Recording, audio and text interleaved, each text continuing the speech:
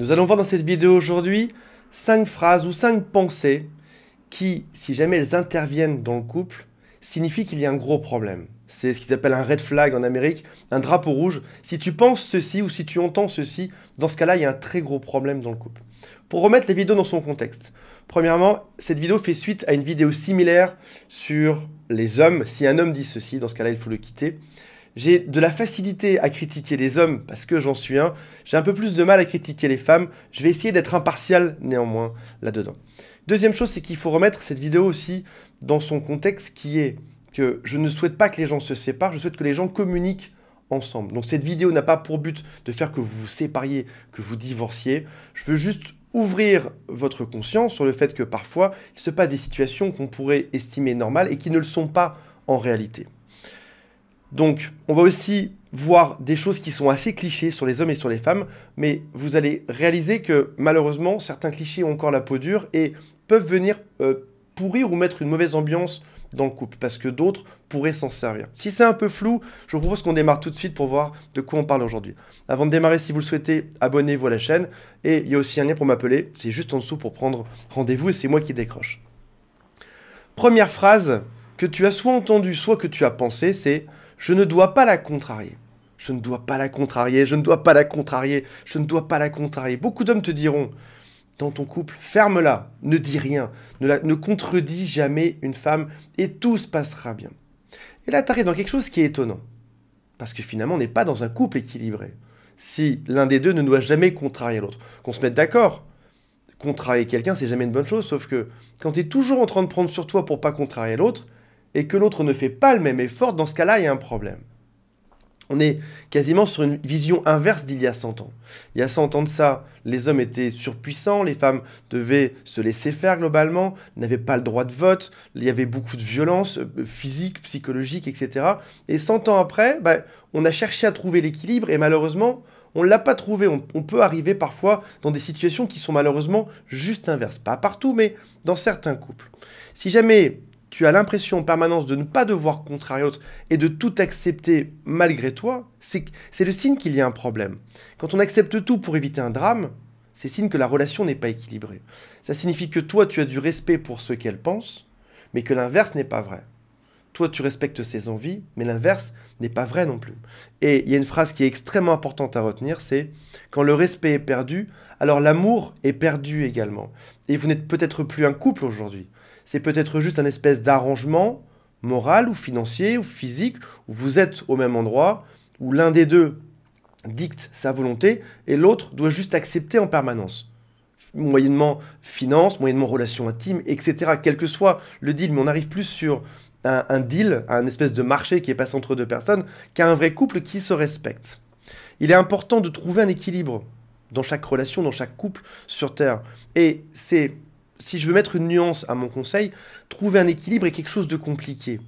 Parce que, par défaut, on a toujours l'impression de plutôt respecter les envies de l'autre. Je m'explique. Si jamais dans un couple, si jamais tu aimes aller dans un restaurant, si jamais toi tu aimes aller au restaurant japonais, par exemple, si jamais vous y allez 5 fois de suite, tu n'auras pas l'impression d'avoir fait un effort, ni même que l'autre aura fait un effort, parce que tu adores aller au restaurant japonais. Seulement le jour où vous allez manger dans un restaurant italien, parce que c'est son goût à elle, tu auras l'impression d'avoir fait un effort. Donc en gros, la seule fois où vous allez dans le restaurant italien, tu ressens l'effort, alors que tu n'as pas ressenti l'effort auparavant. Je te donne ça, j'espère que l'exemple est clair, c'est juste que il y a plein de choses que l'autre fait qui te paraissent normales et qui sont faites pour respecter tes propres goûts ou tes propres envies, et tu peux ne pas t'en rendre compte. Donc, si jamais tu as l'impression que la balance n'est pas équilibrée, dans ce cas, qu'est-ce qu'il faut faire? En parler. Voilà, j'ai l'impression qu'on fait toujours plus d'efforts pour toi. Et l'autre va te rétorquer, oui, mais est-ce que tu as bien vu telle partie dont je m'occupe? Peut-être qu'elle s'occupe plus des enfants, ou peut-être qu'elle s'occupe plus de la partie financière, ou peut-être qu'elle s'occupe plus, qu'importe, des travaux à la maison. En tout cas, il faut en discuter lorsque tu as le sentiment qu'il y a un déséquilibre. Et si jamais tu as l'impression que tu passes ton temps à devoir accepter, parle-lui-en aussi. Que ce soit d'accepter des crises, d'accepter des drames, d'accepter ses envies, d'accepter ses besoins, etc. Parlez-en pour savoir à deux si finalement c'est réellement équilibré. Pourquoi pas même faire une liste avec 2 colonnes dans lesquelles on marque chacun les crises qu'il y a peut-être eu et les efforts qu'il y a eu sur chacun. Pourquoi pas? Il faut garder quelque chose en tête, c'est que Tu as le droit d'avoir ton énergie masculine. On parle beaucoup de ça en ce moment. Énergie féminine, énergie masculine. Tu as le droit d'être un homme, de dire non si tu n'as pas envie de faire quelque chose, ou de dire oui si tu as envie, de proposer tes propres goûts, tes propres envies.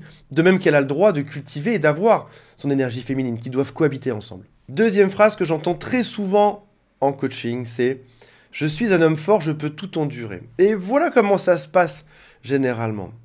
Elle te titille un petit peu, beaucoup, une petite phrase aigre par-ci par-là, un petit reproche, et puis ça augmente, ça augmente, ça augmente. L'homme fort, l'homme costaud peut tout endurer, jusqu'à un point. Et là, il gonfle comme une cocotte minute, il ne dit rien, il ne dit rien, il ne dit rien, et d'un coup, il explose. Ce qui finalement signifie que non, tu ne peux pas tout endurer, tu peux tout endurer jusqu'à un certain point. On te fait bouillir, tu gardes en toi, je suis costaud, et d'un coup, boum, la chose explose. Est-ce que c'est une bonne chose de tout endurer? La réponse est non. Parce que si l'autre veut te faire exploser, elle y arrivera. Le réciproque est pareil, hein. Si un homme veut te faire exploser, tu y arriveras aussi. Ça signifie que tu ne peux pas tout endurer et tu n'as pas à tout endurer. Et pourquoi est-ce que ça coince en général? Parce qu'il y a une méconnaissance de ce qui s'appelle l'intelligence émotionnelle. Lorsque quelqu'un fait tout pour te faire craquer, la vraie raison de la dispute, c'est pas simplement la discussion qu'il y a là, aujourd'hui, maintenant, là. Quand elle te fait un petit reproche sur ci ou sur ça, lorsqu'elle te critique sur quelque chose. La vraie raison, c'est pas ça, c'est pas tes chaussettes qui sont par terre, ou c'est pas ta coupe de cheveux, c'est pas le prétexte qui arrive là maintenant. Ça, ce n'est qu'une conséquence secondaire.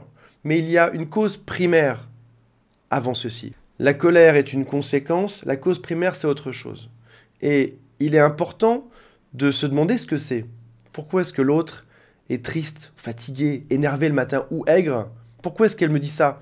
Et je ne dois pas prendre ces remarques personnellement. C'est juste la conséquence de quelque chose d'autre. Il y a un autre problème ailleurs.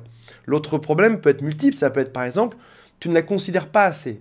Tu ne la regardes pas assez. Tu ne la rassures pas assez. Qu'importe. Mais ce n'est pas ça qu'elle te dit. Ce qu'elle te dit, c'est range tes chaussettes, comporte-toi comme ci ou comme ça, paye-moi ce genre de cadeau. C'est juste pour t'agacer, mais il y a quelque chose à prendre avant. Et généralement, lorsque quelqu'un me dit « je suis costaud et je peux tout endurer », c'est le signe qu'il prend personnellement les conséquences de tout ceci, sans venir chercher la cause.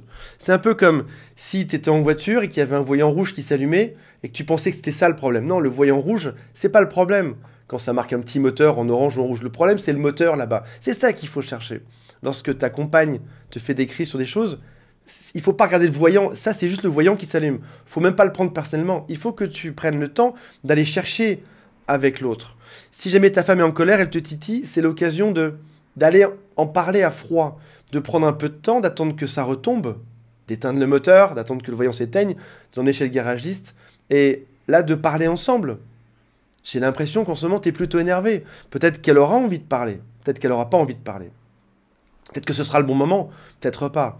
Mais ta mission ne sera pas de te dire « Comment est-ce qu'elle a pu me critiquer pour la dernière fois ?» Ta mission, ce sera de se dire « Tel un inspecteur, je vais aller chercher la cause de tout ceci. » Peut-être qu'elle sera capable de s'ouvrir et de me dire quelle est la cause. Peut-être qu'elle ne sera pas capable. Mais en tout cas, je vais tout faire pour essayer de chercher ceci. Maintenant, si jamais tu as tout fait pour arranger la situation. Parce que j'ai ça en coaching aussi. Des hommes qui me disent « On a tout fait. J'ai cherché longtemps, je lui ai posé beaucoup de questions, ne s'est jamais ouverte. » Peut-être parce qu'elle n'a pas envie de s'ouvrir ou de dire ce qu'elle a réellement en elle. Peut-être aussi parce qu'elle ne connaît pas ce qu'il y a en elle. Elle n'a pas de manière consciente les mots ou la raison de tout ceci. Admettons qu'elle ait eu un drame dans son enfance et qu'elle ne s'en rappelle pas, que ce soit stocké quelque part dans son inconscient. Son conscient aimerait bien trouver la raison, mais c'est juste bloqué quelque part dans l'inconscient. Ne peut pas te le dire parce qu'elle n'y arrive pas en réalité. Si toi tu fais tout ce qu'il faut pour que ça s'arrange, qu'elle ne s'ouvre pas de manière consciente ou inconsciente, que tu proposes d'autres solutions, allons voir un thérapeute de couple, allons voir un coach, allons voir un psychologue pour en parler, et qu'elle ne souhaite pas trouver cette solution, dans ce cas-là, il faut partir, c'est une évidence. Tu fais tout ce que tu peux pour résoudre la solution, les crises sont toujours identiques, donc les conséquences sont toujours identiques, le matin, le midi, le soir, le week-end, ça ne change absolument pas, et l'autre n'est pas dans la même dynamique que toi. Toi, tu veux aller là-bas, tu veux que ça avance, tu veux aller dans cette direction, tu veux que les choses se résolvent. L'autre, qu'est-ce qu'elle fait? Consciemment ou inconsciemment? Je ne dis pas que c'est de sa faute, les gens font au mieux par rapport à leur vie. En tout cas, ce que je dis, c'est que Ton objectif n'est pas de résoudre ça aujourd'hui. Là où pour toi, ça devient pesant. Donc pour toi, il faut partir ou faire une pause dans ce cas-là. Parce que malheureusement, la plupart des gens, des hommes et des femmes sur Terre, quand il y a une dispute qui n'en finit pas, ils vont se comporter en miroir. Parce que c'est des conseils que j'ai donnés sur mes chaînes il y a très longtemps de ça. J'ai dit que l'autre part, l'autre ne s'implique plus, ne vous impliquez pas non plus. Et finalement, l'autre ne s'implique plus ou fait des crises, tu ne t'impliques plus ou tu fais des crises également. Et ça vient envenimer la situation, qui est de pire en pire pour toi, pour elle, pour les enfants, pour tout le monde autour de vous. On a chacun des démons. On a chacun une part d'ombre. C'est Jung, c'est la majorité de l'œuvre de Jung, ma préférée en tout cas, c'est sur ce qui s'appelle l'ombre. L'ombre, le shadow, c'est la part individuelle qui ne se connaît pas elle-même. On parlait d'inconscient juste avant. On va pas rentrer dans une vidéo qui sera très psychologique aujourd'hui, parce que c'est pas vraiment l'objectif, mais on a tous une part d'ombre, on a tous nos démons, tous sur Terre. Toi, moi, elle, tout le monde. C'est juste que si ces démons sont cachés, n'arrive pas à ressurgir, qu'on n'arrive pas à les traiter, à les analyser, ou qu'elle n'a même pas conscience, elle n'a pas de conscience elle-même de cette part d'ombre, elle ne sait même pas que ça existe, dans ce cas-là, tu peux rester à vivre avec juste des conséquences, juste des drames permanents au quotidien, qui ne te rendent pas heureux. Dans ce cas-là, il faut lui dire, voilà, tu as tes démons, tu as ta part d'ombre, moi la mienne, je la traite, je bosse dessus, pour essayer de la comprendre, pour l'apprivoiser, pour la dompter, et j'ai envie d'aller vers quelque chose d'autre aujourd'hui. Et je sais une chose, c'est que si ça ne change pas, si tu n'as pas cette même volonté que moi d'avancer, dans ce cas-là, on ne pourra pas continuer ensemble. Et là, on doit faire une pause, c'est pas forcément partir. Ça peut être faire une pause de quelques jours chez un ami, ou se prendre un endroit quelque part où habiter, ou chez ses parents, quelques jours, quelques semaines, le temps de faire la part des choses. Je te montre psychologiquement que ça ne va pas en te le disant. Si tu ne le comprends pas, je vais te le montrer physiquement pour que le message soit encore plus clair par la suite. Troisième phrase, drapeau rouge, c'est « j'ai mis tout de côté dans ma vie pour elle. J'ai tout abandonné dans ma vie pour elle. Travail, amis, enfants. » Et il y a quelque chose de grave dans ce cas-là, quand on met tout de côté pour quelqu'un. Déjà, encore une fois, pour remettre le contexte dessus, il est normal en début de relation de mettre tout de côté. On est super amoureux, on ne pense qu'à ça, on ne pense même pas au reste sur Terre. Mais par la suite, généralement, on revient à son travail pour ne pas l'abandonner, pour ne pas être sur la paille. On s'occupe de ses amis qu'on voit régulièrement, on s'occupe de ses enfants, de sa famille, etc. Si jamais on laisse tout tomber pour quelqu'un, quelle sera la vision de ta femme sur toi? Imaginons un roi qui veuille annexer une région voisine. Il veut faire la guerre, il veut annexer cette région voisine. Et sa femme lui fait un drame et il dit à toutes ses troupes, excusez-moi, mais ma femme me fait un drame à la maison, parle de mes chaussettes sales, etc. Donc on ne peut pas faire cette guerre, je vais devoir m'occuper d'elle. Puis finalement, la guerre n'arrive pas. Qu'est-ce que ces équipes, je dis guerre, c'est mener une guerre, c'est pas bien de mener une guerre, mais guerre au sens large, mais de mener un combat contre quelque chose ou un combat pour quelque chose. Qu'est-ce que vont penser ces équipes, c'est-à-dire ses amis, ses troupes, ses enfants, et même qu'est-ce que va penser ta femme de toi? C'est-à-dire que tu n'es pas capable de mener tes propres combats si jamais elle n'est pas bien, elle n'est pas en forme. Tu n'es pas suffisamment stable pour mener tes propres combats. Tu dois avoir aujourd'hui un objectif, quelque chose qui est plus grand que toi. Si ton seul objectif sur Terre, c'est de retrouver ta femme le soir, on comprend bien qu'il y a quelque chose qui n'est pas sexy, et quelque chose qui n'est pas attirant là-dedans. Il a tout abandonné pour moi. Beaucoup d'hommes me disent, une femme te prend comme tu es, elle te transforme, et puis une fois que tu es transformé, elle te rejette. Il faut prendre ça de manière très différente. Une femme te prend comme tu es, essaye de corriger certaines choses, ce qui se transforme ou ce qui est mal compris par certains hommes dans le fait de se mouler complètement sur le modèle féminin et de devenir comme elle. Ce n'est pas ce qu'elle voulait à la base, pas du tout. Elle voulait juste que tu t'améliores sur certains points, mais que tu gardes tes combats, que tu gardes ta propre personnalité. Comment obtenir du respect de quelqu'un si tu n'en as même plus vis-à-vis de toi-même? Comment obtenir son amour à elle si ton seul combat c'est elle-même en fait? Tu dois avoir un combat qui est plus grand que ça, un objectif qui est plus gros, que ce soit dans le travail, dans le sport, n'importe.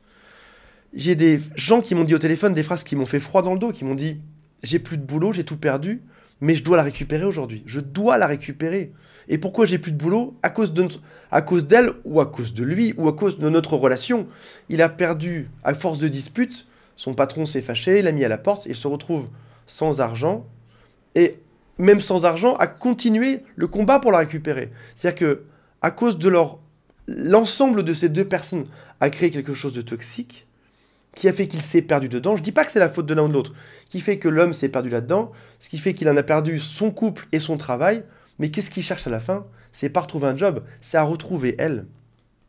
J'entends aussi des choses comme elle me fait beaucoup de drames et maintenant ça en vient à impliquer mon travail ou mon chef à mon travail. Et il y a quelque chose de grave là-dedans. Si ta femme fait que tu perds ton job, il y a un problème. C'est qu'il faut partir. Encore une fois, je dis pas que c'est la faute de la femme, ni la tienne. Je dis juste que l'ensemble de vous deux crée un problème qui ne devrait jamais arriver.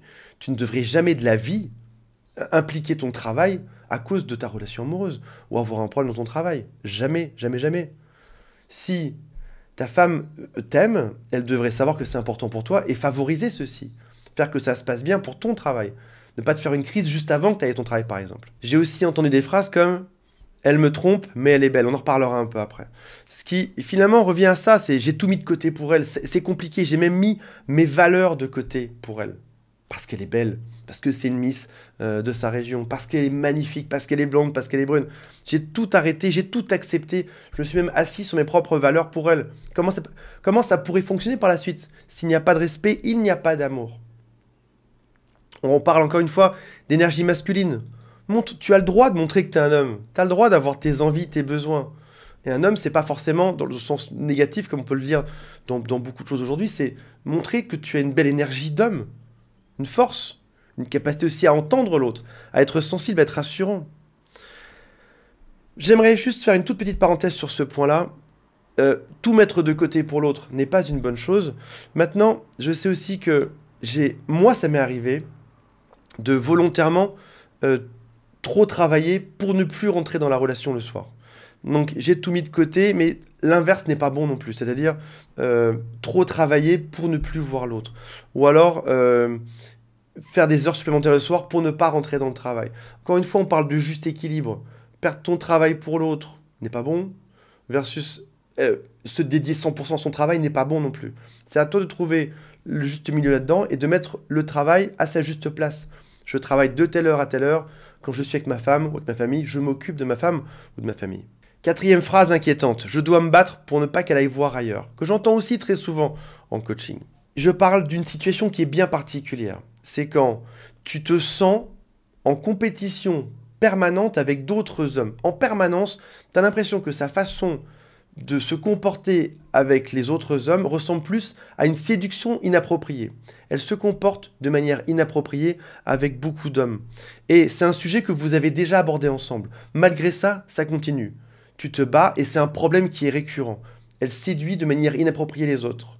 Encore une fois, sans aucune paranoïa, parce qu'il peut arriver aussi que des hommes soient extrêmement jaloux et pensent ça, alors que c'est faux en réalité.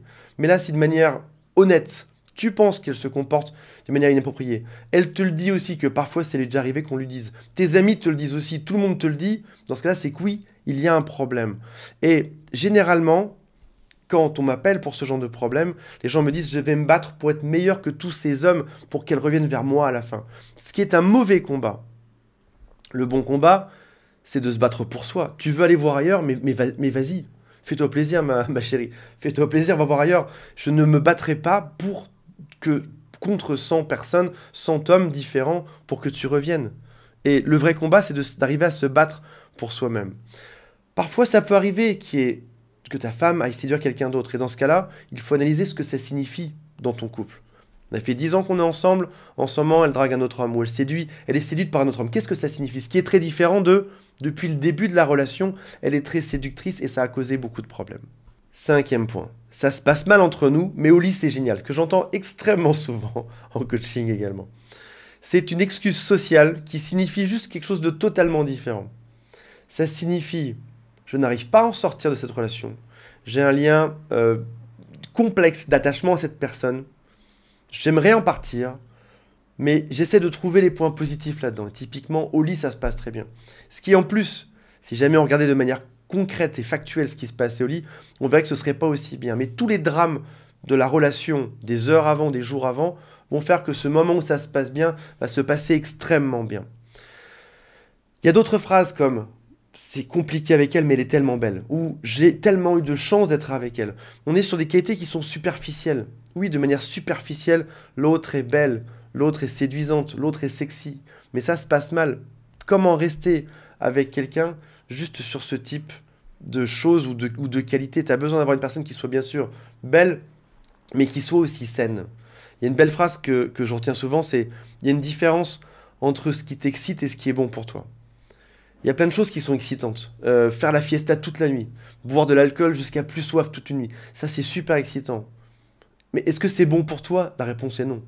Une femme peut être extrêmement excitante, ou une relation peut être extrêmement excitante, et ça peut être toxique pour toi. Certaines femmes peuvent être un peu moins excitantes, ou relations moins excitantes, mais peuvent être beaucoup mieux pour toi, pour ta santé mentale, pour ta santé physique et tout le reste. Et généralement, quand j'entends ce genre de choses, je sais qu'il y a un gros travail à faire pour arriver à dénouer la relation et comprendre ce qui fait que dans vos expériences de vie, il y a cet attachement gigantesque. On pourrait en parler en coaching si vous le souhaitez, on pourrait en parler ensemble en tout cas. Je rappelle qu'il y a un lien qui est juste en dessous. Voilà mes amis, j'espère que ça vous a intéressé, j'ai hâte de lire vos commentaires. Salut à tous, bye.